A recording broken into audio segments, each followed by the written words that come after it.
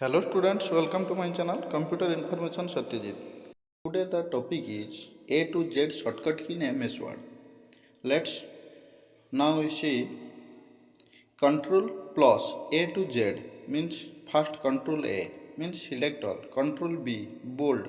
Ctrl C copy, Ctrl D default font set, Ctrl E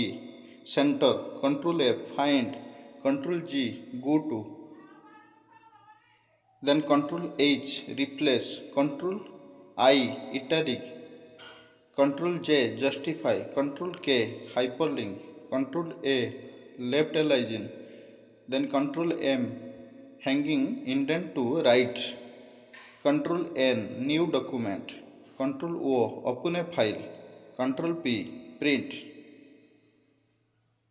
then Ctrl Q add space before paragraph, Ctrl R